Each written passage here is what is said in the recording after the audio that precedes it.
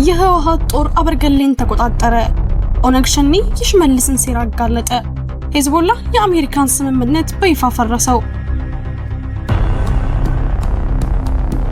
ሰበር ዜና። በሰሜን ኢትዮጵያ ዋግኽምራ የሚገኘው አበርገሌ ወረዳ በአሁኑ ሰዓት ከባድ የጦርነት ቀጠና ሆኗል።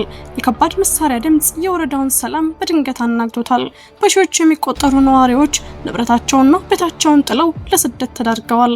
በህወሓት ስውር ድጋፍ ይንቀሳቀሳሉ የተባሉ ታጣቂዎች የወረዳውን አስተዳደር መዋቅር ሙሉ በሙሉ በመስበር አካባቢውን ተቆጣጥረውታል።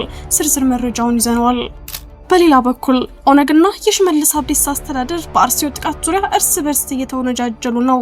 በአንድ በኩል መንግስት ጥቃቱን እየፈጸመው የኦነግ ታጣቂ ነው ሲል፣ በሌላ በኩል የኦነግ ጦር ይህ የሽመልስ አብዲሳ የራሱ ሴራ ነው በማለት አዲስ የክስ ናዳ ሰንዝረዋል።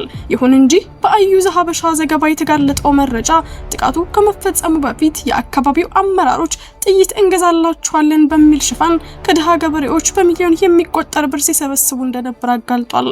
ሙሉ መረጃውን ይዘን ቀርበናል። ከውጭ ዜና። በመካከለኛው ምስራቅ የሰላም ተስፋው መና ሆኗል። ሄዝቦላ የአሜሪካን አሸማጋይነት በይፋ አጣጥሏል። የተኩስ አቁም ስምምነቱን የሽንፈት መንገድ በማለት ውድቅ አድርጎታል። በሊባኖስና በእስራኤል መካከል ያለው የጦርነት ነበልባል ዳግም እየተቀሰቀሰ ነው። ይህ የሰላም ስምምነት ለምን ውድቅ ተደረገ? ቀጣዩ የጦርነት ምዕራፍ በክልሉ ላይ ምን ተጽዕኖ ይኖረዋል? ዝርዝሩን ይዘናል። አብራችሁን ቆዩ። ሰላም ውድ ቤተሰቦች እንደምን አላችሁ? ይህ ዜና ላፍታ ነው። ቪዲዮውን ላይክ በማድረግ ይጀምሩ እያልን ወደ ዝርዝር ዜናዎች አለፍን። ሰበር መረጃ።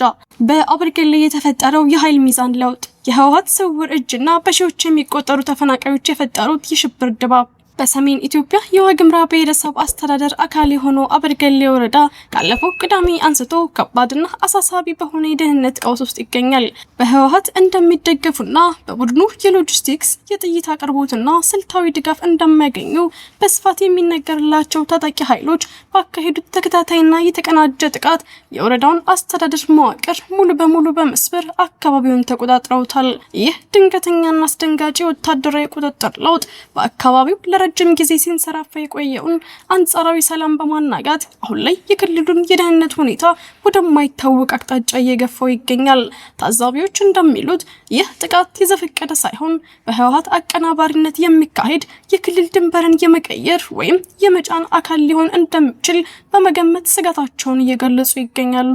የህወሓት እጅ አለበት የተባለበት ይህ የታጠቁ ቡድኖች እንቅስቃሴ በተለይም ባለፉት ወራት በአካባቢው በነበረው ውጥረት ውስጥ የቡድኑ ሚና የላቀ እንደነበረ መረጃዎች ይጠቁማሉ። ታጣቂዎቹ የሚጠቀሙባቸው የጦር መሳሪያዎችና ያላቸው የውጊያ ስልት በምስራቅ አማራና በዋግኽምራ አካባቢዎች በህወሓት ስውር ድጋፍ የሚንቀሳቀሱ ቡድኖች መገለጫ እንደሆነ ይነገራል። ወረዳውን የተቆጣጠሩት ታጣቂዎች አበርገሌ እንደ ስልታዊ መነሻ በመጠቀም በሰሜን ወሎና በሌሎች የአማራ ክልል አዋሳኝ አካባቢዎች ላይ ተጽዕኖ ለመፍጠር እቅድ አላቸው የሚል ግምት አለ። ይህ የህወሓት እጅ በግልጽ የታየበት ወታደራዊ ኦፕሬሽን የፌዴራል መንግስትን የሰላም ጥረትና በክልሉ ያለው የጸጥታ መዋቅር ተግዳሮት ላይ የጣለውን ጥላ ይበልጥ አጉልቶታል። የአካባቢው ምንጮች እንደሚሉት ታጣቂዎቹ የወረዳውን ዋና ከተማ ከተቆጣጠሩ በኋላ በነዋሪዎች ላይ የሚደርሰው ጫና እጅግ ከፍ ብሏል። ካለፈው ቅዳሜ አንስቶ በሺዎች የሚቆጠሩ ነዋሪዎች ንብረታቸውን ጥለውና ያለምንም ድጋፍ ወደ ተለያዩ ቦታዎች በመሰደድ ላይ ናቸው። ተፈናቃዮች እንደሚገልጹት ታጣቂዎቹ የፈጠሩት ሽብርና በህዝብ ተቋማት ላይ እየደረሰ ያለው ጉዳት ሰብአዊ ቀውሱን አሳሳቢ አድርጎታል። ይህ ወታደራዊ እርምጃ በክልሉ ያለውን የፖለቲካ ውስብስብነት በግልጽ ያሳያል። ታጣቂዎቹ አበርገሌን መቆጣጠራቸው በዋግኽምራ አካባቢ ሰፊ ግጭት ሊቀሰቀስ ይችላል የሚል ከፍተኛ ስጋት ፈጥሯል። አሁን ላይ በምድር ላይ ያለው ሁኔታ እጅግ ውጥረት የተሞላበት ሲሆን የህወሓትን ተሳትፎና የቀጣዩን የመንግስት እርምጃ መላው ህዝብ በአንክሮ እየተከታተለ ይገኛል። እርሱም በዚህ መረጃ ላይ ያለውትን ማንኛውም ሀሳብና አስተያየት በኮሜንት ሴክሽን ላይ እንዲያጋሩን እየጋበዝን አሁን በቀጥታ ወደ ቀጣዩ ዜና እንለፍ። በአርሲው ጥቃት የሽመልስ አብዲሳ እጅ አለበት። ኦነግ ሸኔ ያጋለጠው አስደንጋጭ ምስጢር። በአርሲ ዞን በተፈጸመው የዜጎች ህይወትና የቤተክርስቲያን ቃጠሎ ጉዳይ አሁንም ውዝግቡ በከፍተኛ ደረጃ ቀጥሏል። በአርሲው ጥቃት ዙሪያ የመንግስትና የኦነግ ጦር አንዳቸው በሌላው ላይ ጣታቸውን እየቀሰሩ ይገኛሉ። ባለፈው ቅዳሜና እሁድ በተፈጸመው አስከፊ ድርጊት የኦሮሚያ ክልል ኮሚኒኬሽን ቢሮ ጥቃቱን የፈጸሙት የኦነግ ተዋጊዎች ናቸው ሲል ይፋዊ ክስ ሰንዝሯል። የክልሉ መንግስት ዓላማውን ምርጫውን ማደናቀፍና በዜጎች መካከል የብሔርና ሃይማኖት ግጭት መፍጠር እንደሆነ ገልጿል። ነገር ግን ይህንን ክስ የኦነግ ጦር ዋና አዛዥ ከፍተኛ አማካሪ አቶ ጂረና ጉደታ በጽኑ አስተባብለዋል። ኦነግ እንደዚህ አይነት አሳፋሪ ድርጊት አይፈጽምም ያሉት አቶ ጂረና ድርጊቱ መንግስት የኦነግን ስም ለማጥፋት የፈጠረው ሴራ ነው ብለዋል።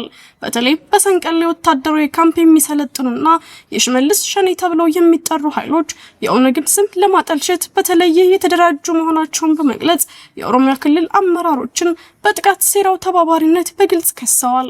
እንደ አዩዘ ሀበሻ ዘገባ ከሆነ ደግሞ ጥቃቱ ከመፈጸሙ በፊት የአካባቢው አመራሮች ህዝቡን በማደናገሪያ ስልት በማጥመድ ከፍተኛ ገንዘብ ሲሰበስቡ እንደነበረ ይፋ ሆኗል።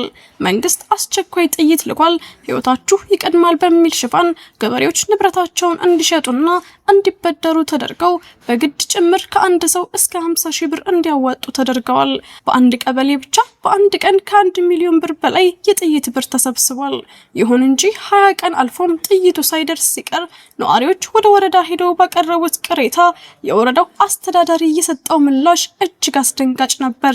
እናንተ ለዚህች ብር ነው ወይ እኔ ራሴ 7 መትረየስ ገዝቻለሁ በማለት የሰጠው ምላሽ የጥቃቱ አጀማመር ከራሱ ከስርዓቱ ጋር የተቆራኘ መሆኑን አመላካች ነው ተብሏል።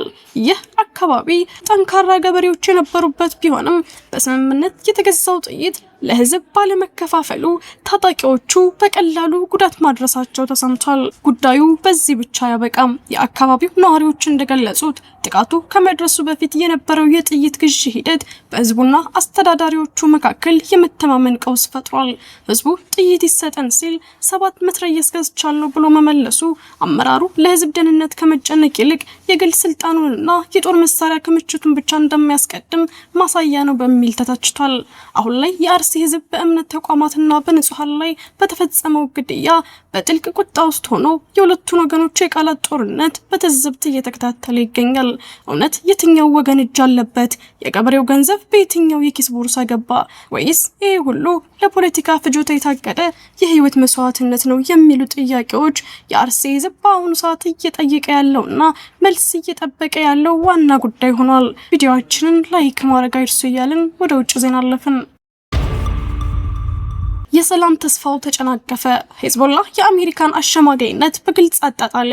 በሊባኖስ የጦርነቱ ነበልባል ዳግም ተቀሰቀሰ። በመካከለኛው ምስራቅ ተስፋ ተጥሎበት የነበረው የአሜሪካ የአሸማጋይነት ጥረት ከፍተኛ ውድቀት ገጠመው።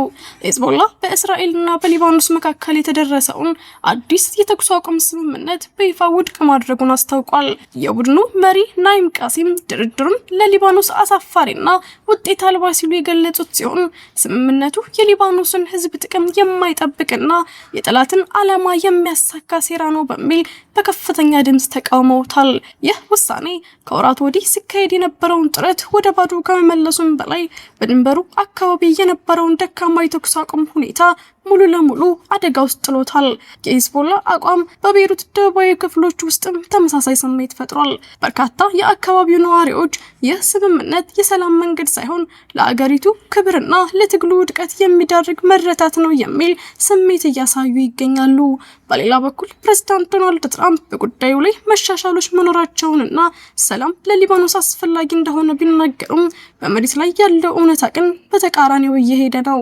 የእስራኤል ወታደሮች በደቡብ ሊባኖስ ጥልቅ ዘልቀው በመግባት የደህንነት ቀጠናዎችን ለመፍጠር እየተንቀሳቀሱ መሆናቸውና በሁለቱ ወገኖች መካከል የሚካሄደው የአየር ጥቃት መቀጠሉ ቀጠናው ወደ ከፋ ግጭት እየተንሸራተተ መሆኑን በግልጽ እያሳየ ይገኛል።